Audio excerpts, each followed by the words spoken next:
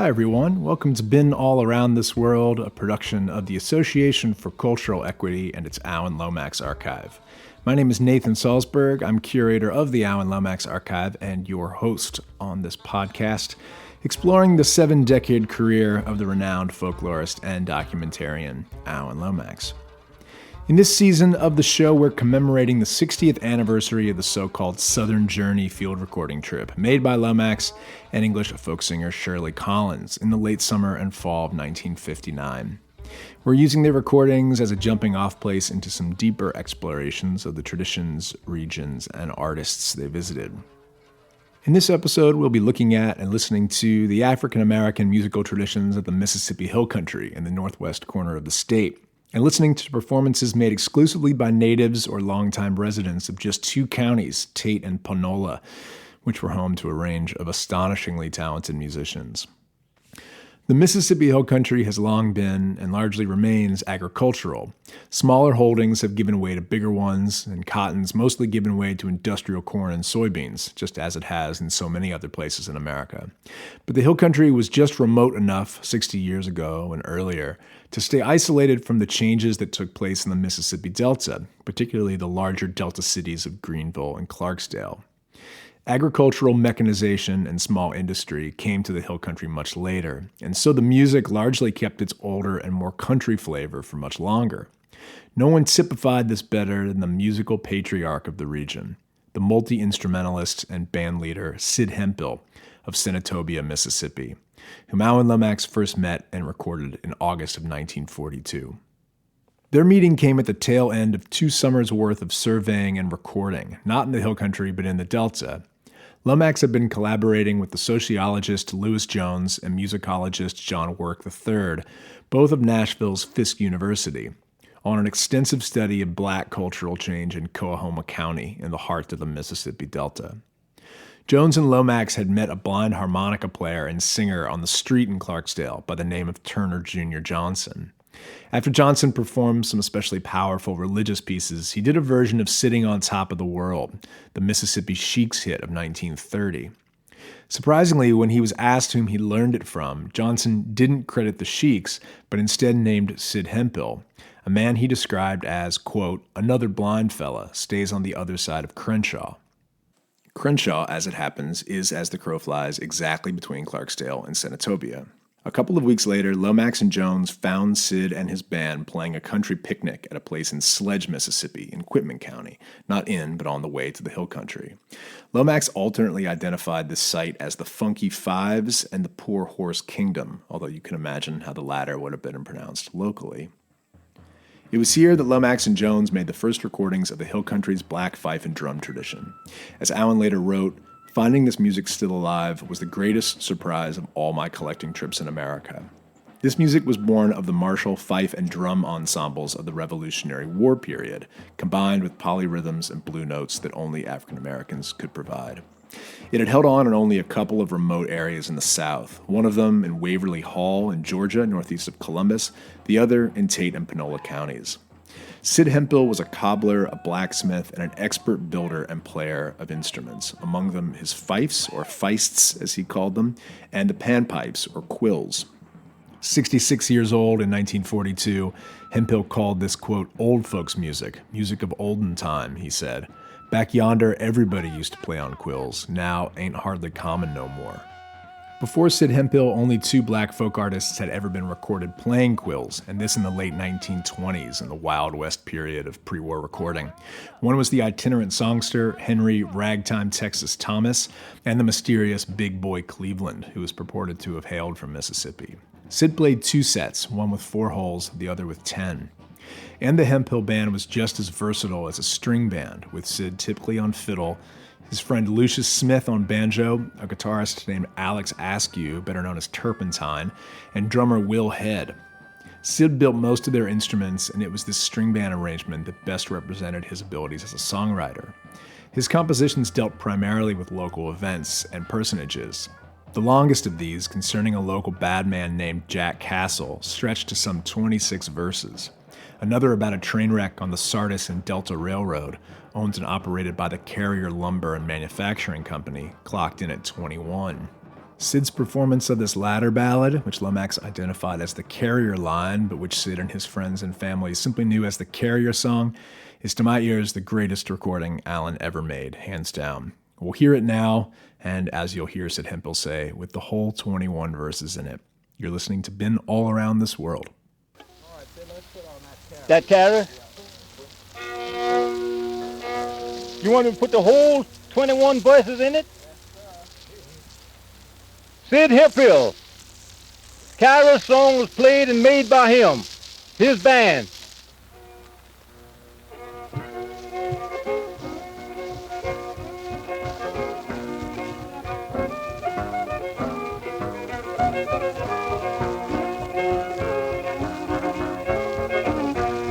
But he ain't had a nickel, you couldn't get a dime.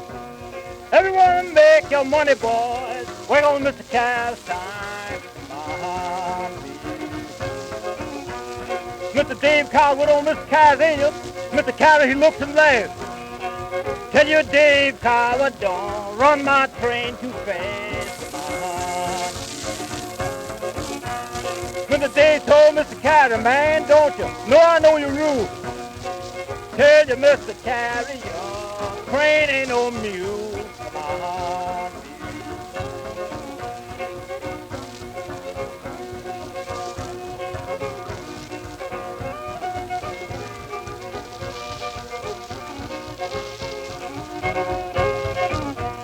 Mr. Dave Carter went down to Baptist, Mr. Carter stood on the railroad track. Send back Dave Carter, get Mr. Billy back. Mr. Dave told Mr. Carter, man, fire me if you will. Every time it come a shower rain, it came, run it up Johnson Hill. Mr. Carter said, Dave Carter, see what you have done? You left Sardis at 12 o'clock, done, made it back at 1. Mr. Dave said, well, Mr. Carter, let me have my way. Let me run the same spot. I'll make 3 trips a day. Mr. Captain, no Dave Coward. Tell you in time. Can't let you run the 7 no more. Well, I had to run the 9. Everybody around Sardis says, Mr. Carey, I know you got your way. Mr. Bailey's most older man to run your train like this. Last one Monday morning, it come a shower rain. 9 comes to Valentine, flowing like a fast train. 29 got over to Sardis with a large load of log. Mr. Cow told the people at the plant, you ought to train off the yellow dog. This said to Mr. Carey, man, ain't you ashamed? Looking out the window, don't know your own train. Mr. Carey went to Dave Cow. Dave, I done told you so. Trains cost too much, you can't run my train no more. Mr. Cow, timberman's quit too. Thought the orders man. They didn't like his paydays, cause it's paying them off in brass. Mr. Cow's timberman's left, and they thought they was going home. Stopped down the railroad, farming at Malone. Mr. Cow went down Malone. He didn't mean no harm. He didn't know his timberman, knowed how to farm. Thought he couldn't pay him no greenback, couldn't pay him no gold, couldn't pay him no silver. All his banks was closed. Miss Catherine had left Sardis then. She left that mighty hot. Got down Malone to Trussell while she wrecked that same spot. Well, I telephoned to Mr. Carey. Don't you think it'd be nice? Telephone to Sardis and get doctor right. Mr. Carey says to Dave Cow, man, ain't you ashamed? You done to wreck my saving spot down small creature hand. My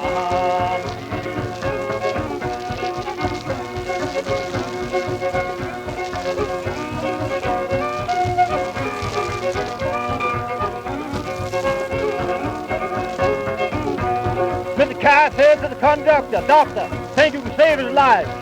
Conductor says he's a lazy man, he won't hardly die. He wore a mighty fine coat, boys, mighty fine shirt. He got train every day, he didn't never work. I played on Mr. Kai's railroad, Sardis on Main and Field. I made dollars down there now, working in the field.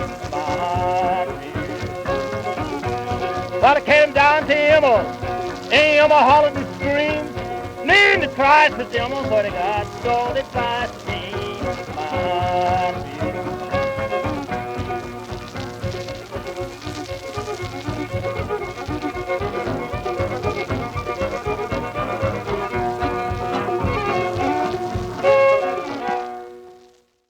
A recording from Sledge, Mississippi, made by Alan Lomax and Lewis Jones on August 15th, 1942, featuring the great Sid Hemphill on vocal and fiddle, with his band performing his Carrier song. Hemphill boasted that his composition was especially popular among the principals in the story. In fact, Mr. Woolard, the section foreman, had asked Sid to write it. Hemphill recalled singing it for him, along with the wily engineer Dave Cowart and his predecessor, Mr. Bailey, around 1903. One of them was a rough engineer, as he explained to Lomax. The other was a good one. The 1942 Sid Hemphill session is wonderfully diverse in both instrumentation and song selection. Sid and his band go from wild old country breakdowns and dance tunes, which would have been known locally simply as reels, to fife and drum arrangements of pop chestnuts like Sidewalks of New York and After the Ball is Over. This highlights their versatility for black and white tastes alike, if, in the case of the latter, these tastes would have been some 30 or more years old come 1942. I recommend checking out the Lomax Archives YouTube channel for the complete audio from this session. It's rough, but it's extraordinarily good.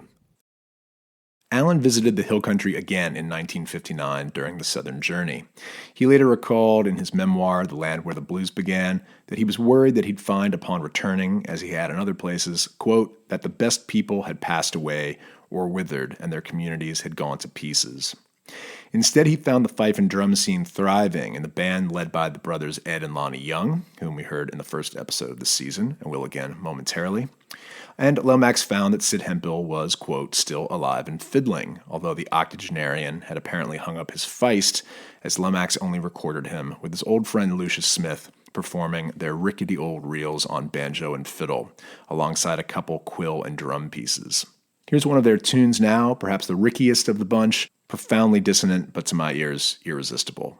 From Sid Hemphill's last recording session in September of 1959.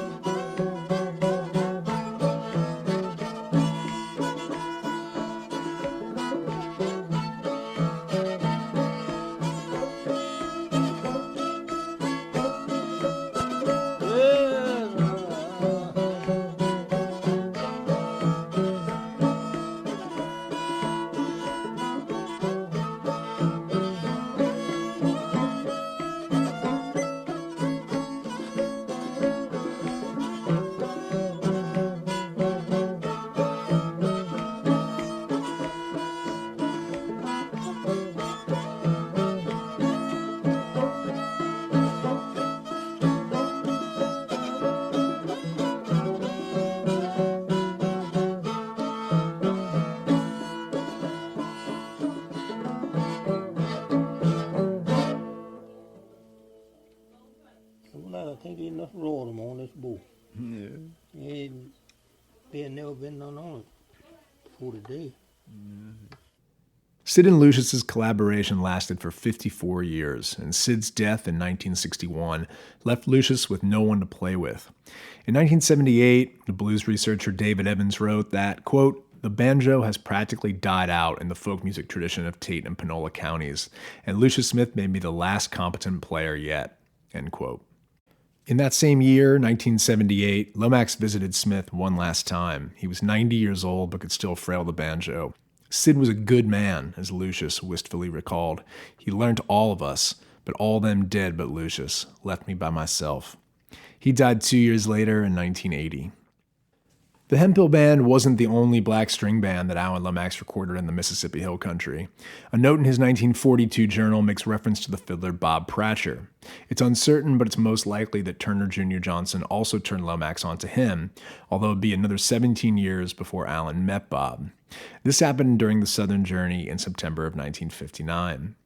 Visiting Bob and his brother Miles at the latter's home in Como, Lomax recorded a half-dozen wonderful old-time country breakdowns, reels, and tunes, like this next piece, a blown-open version of a 1901 hit called "I'm Going to Live Anyhow Until I Die," written by the African-American rag and so-called coon song composer Shepard N. Edmonds.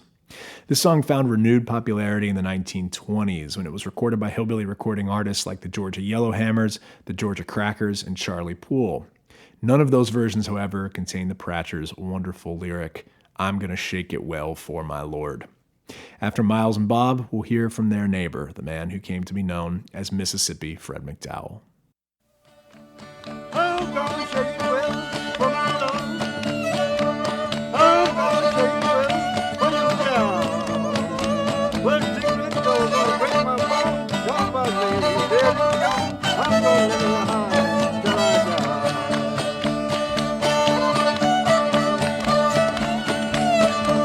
I'm gonna live in the high till I die.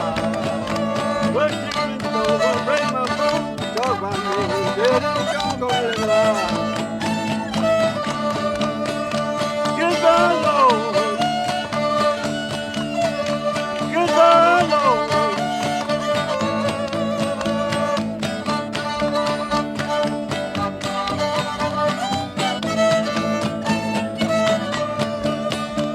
Goodbye, Lord, honey, what you do? Goodbye, Lord, honey, what you do? What you doing? Gonna break my bone. Talk at me, dead and gone. I'm gonna live in the high till I die.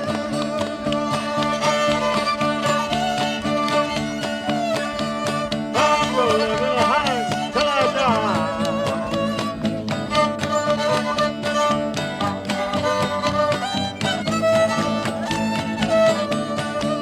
Well, I'm gonna live in the high till I die.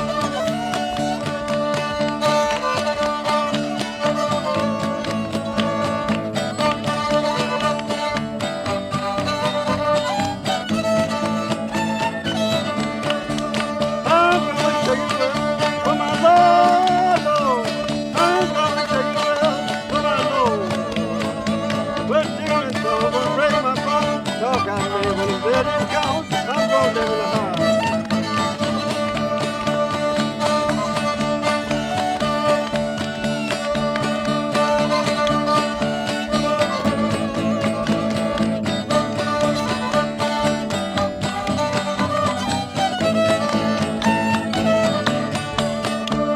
I'm gonna live well for my Lord.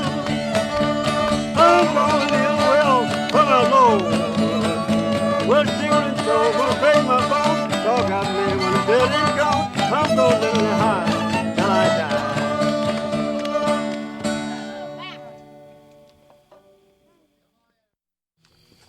One, two, three, go.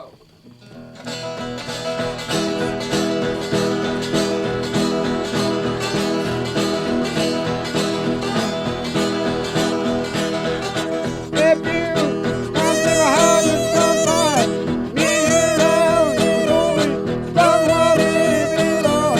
Shake 'em on down, Lord, in my condo.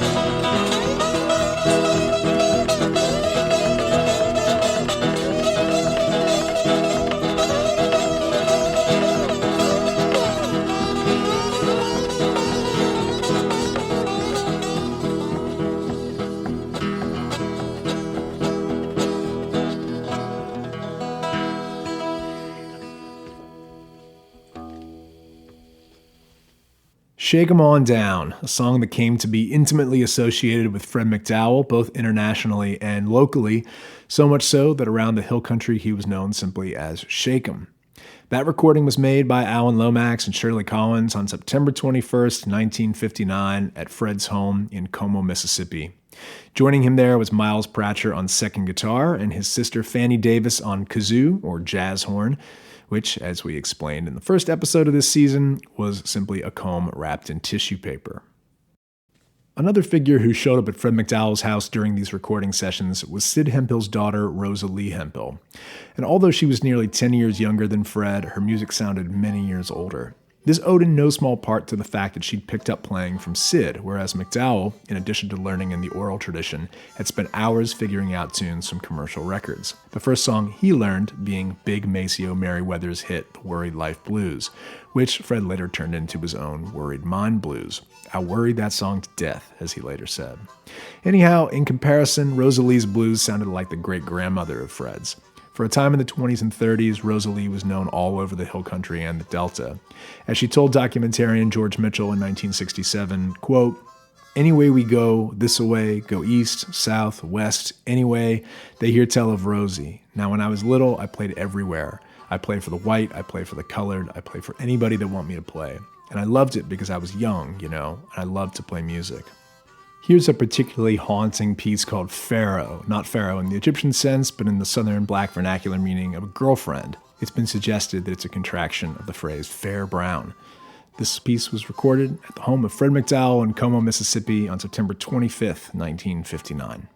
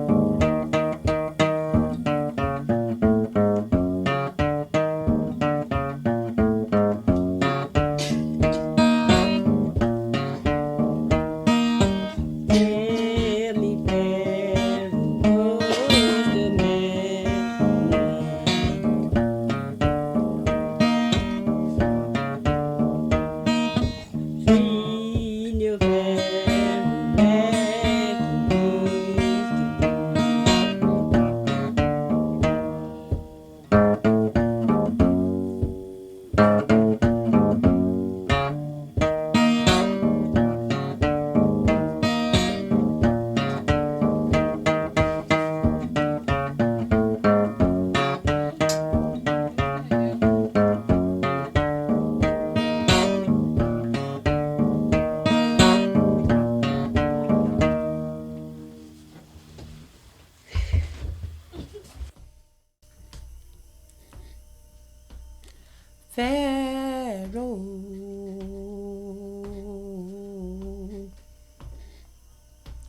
Faro,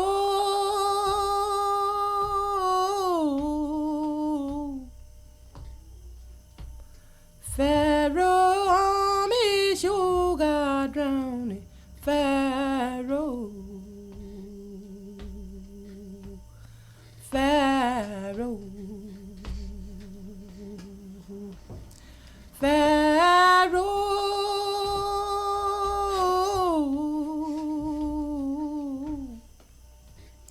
Faro, army, sure got drowned. Faro, Faro, Faro,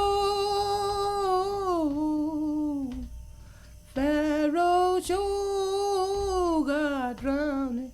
Faro, go down. Go down,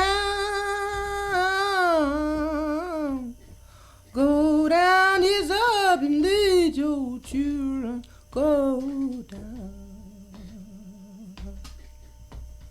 go down,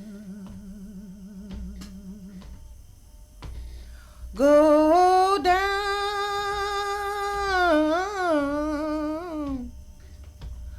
go down, he's up and lead your children. Go down, Faro, Faro,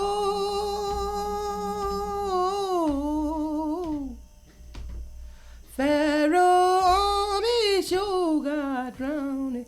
Faro, Mary,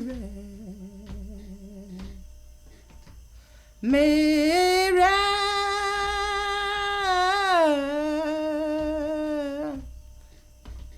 Mary, show our Jesus' mother, Mary, Mary, Mary,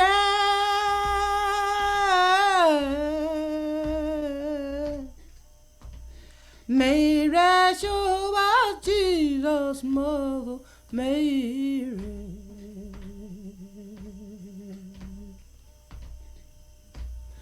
Farewell, farewell,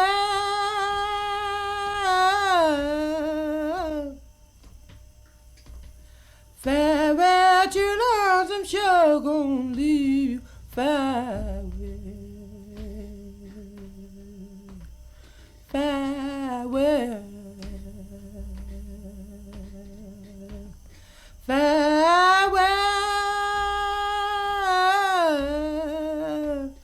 Farewell, children, I'm sure gonna leave you. Farewell, Faro,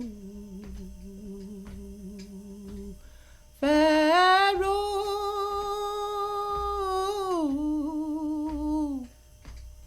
Faro, army sure got drowned. Faro, farewell, farewell.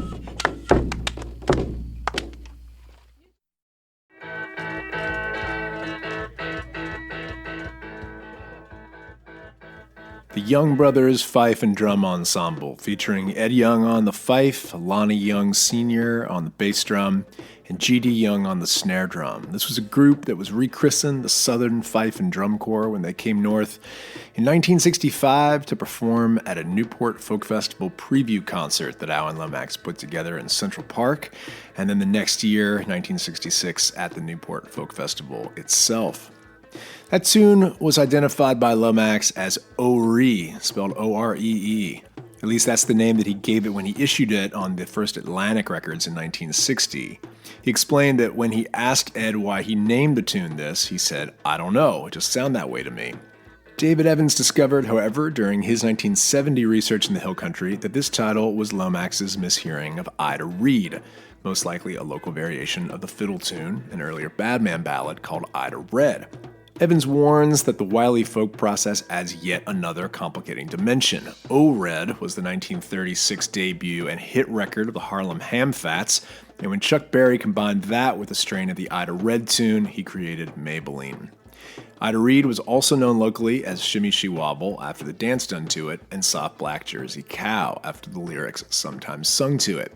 Complicating matters even further was the fact that on stage at the Newport preview concert in 1965, Ed Young referred to this song as Little and Low, also known, he said, as Oree.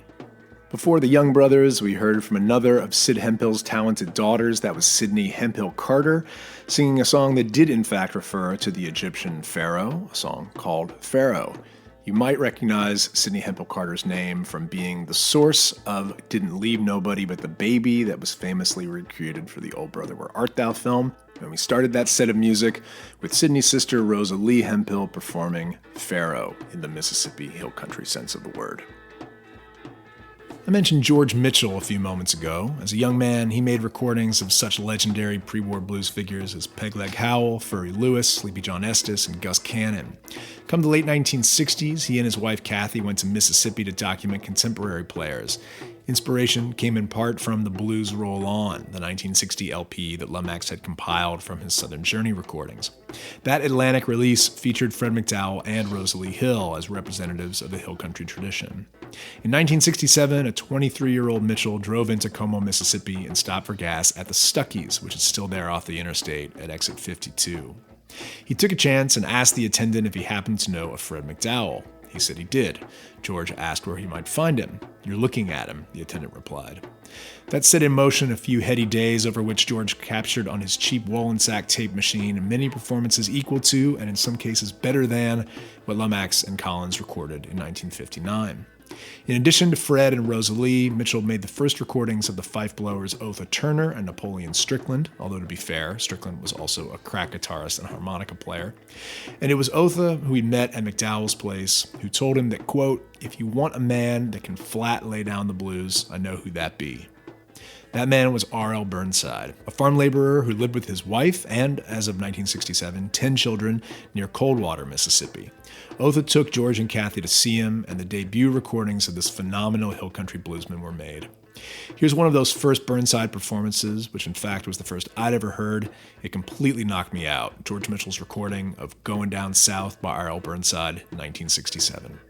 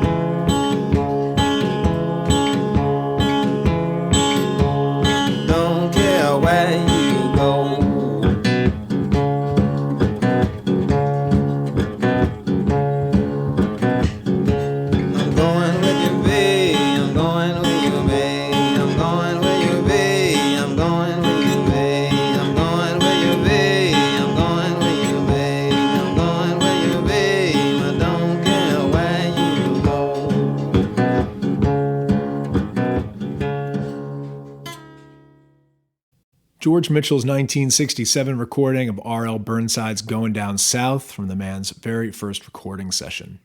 George's photo essay entitled Mississippi Hill Country 1967 is an essential book for anyone remotely interested in this region and its black folk traditions, and in it he writes, quote, "The music that R.L., just 42 years old, played late into that night is music I hope and believe many will enjoy in recorded form for many years to come," end quote. Which of course they have, and they will. In 1978, Alan Lomax returned to the Hill Country, this time with support from the Corporation for Public Broadcasting and the cooperation of Mississippi Educational Television. He and a film crew were shooting the documentary that would become The Land Where the Blues Began. First released on MET in 1980 and shortened for inclusion in what became Lomax's PBS series American Patchwork in 1991, the film showcased artists and traditions from both Delta and Hill Country. Representing the latter were 4 artists first recorded by George Mitchell. These were R.L. Burnside, Otha Turner, Napoleon Strickland, and Sid Hemphill's granddaughter, Jessie Mae Hemphill, along with quartet performances at a Tate County church and the last recordings of banjo man Lucius Smith. Lomax and the film crew spent all day at Otha Turner's place in Gravel Springs, as Turner prepared for a picnic, filming over an hour of footage of pig butchering and roasting before the music and dancing started. They also made extensive recordings of Napoleon Strickland, both at home in his bedroom, where a John Lee Hooker poster hung on the wall, and playing fife and harmonica at another local picnic. And the Burnside family was represented fully, with footage of R.L. not just performing blues, but also singing field hollers while he chopped wood and worked on a tractor, and playing some boogie numbers with his teenage son Dwayne on drums. Nearly all of this footage is available on the Alan Lomax Archives YouTube channel, and in fact, the Burnside performance of See My Jumper Hanging on the Line has been viewed over 6.7 million times. But as a treat for you, our dear listeners, we'll play some tunes not yet available elsewhere. First, we'll hear Burnside's Coal Black Mattie, in a version recorded at Otha Turner's picnic in the midst of the late-night revelry. The video isn't currently online, but we'll have to put it there before too long because it features incredible footage of Jessie Mae Hemphill dancing in a silver lame dress. After RL, we'll have Napoleon Strickland's version of Shake 'Em On Down, and we'll end the segment with 90-year-old Lucius Smith with his solo banjo performance of New Railroad.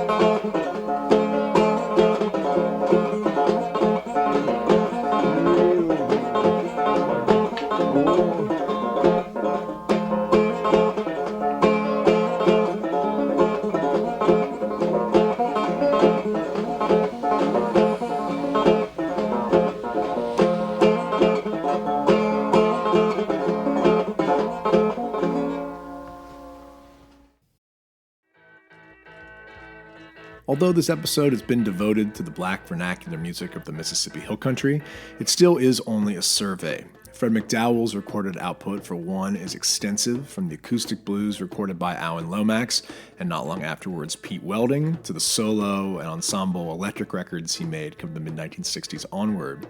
George Mitchell's sessions with Otha Turner, Rosalie Hill, R.L. Burnside, and Napoleon Strickland, as well as with McDowell's friend and Burnside's mentor Rainey Burnett, have been released in part in the multi-CD George Mitchell collection on Fat Possum, and Mississippi Records have issued some excellent compilations featuring other Mitchell recordings from the Hill Country alongside similarly idiosyncratic and great blues artists from the Mississippi Delta, as well as Georgia and Alabama.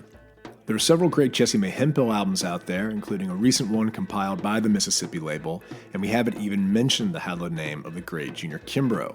He was never recorded by the folklorists, despite his debut recordings for the Goldwax label being deemed too country, but who made up for this with his several phenomenal records in the 1990s. R.L. Burnside made some good ones in this period too, and some not so good ones.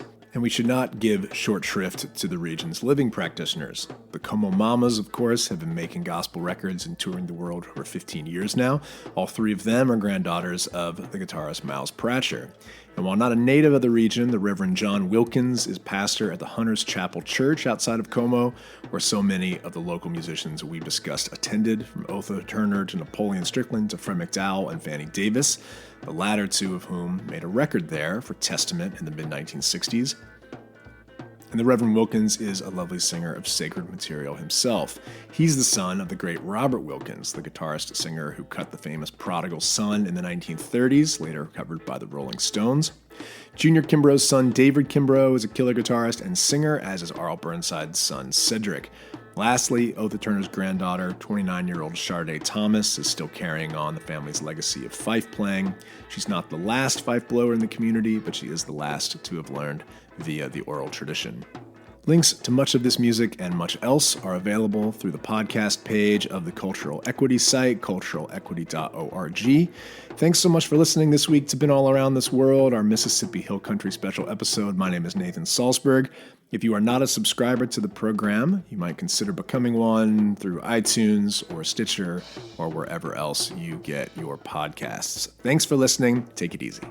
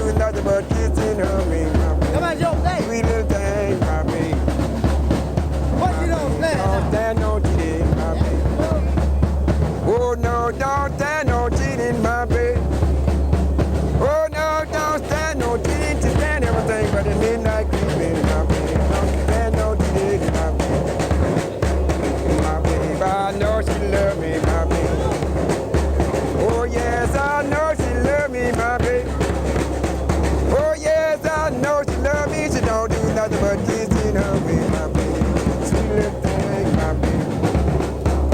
My baby don't stand no cheating.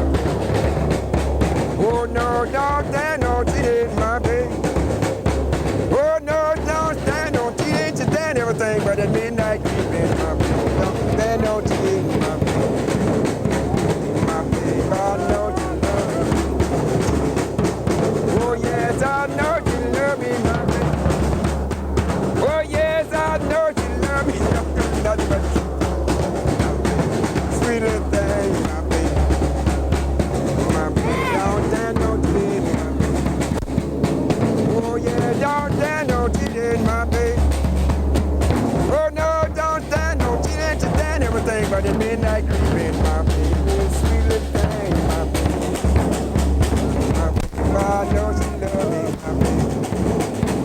Oh yes, I know she love me, my baby. Oh yes, I know she love me. She don't do nothing but kissing her me, my baby.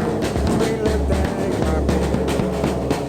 My baby, I stand no cheating, my baby. Oh no, don't stand no cheating, my baby. Oh no, don't stand no cheating. She stand everything but a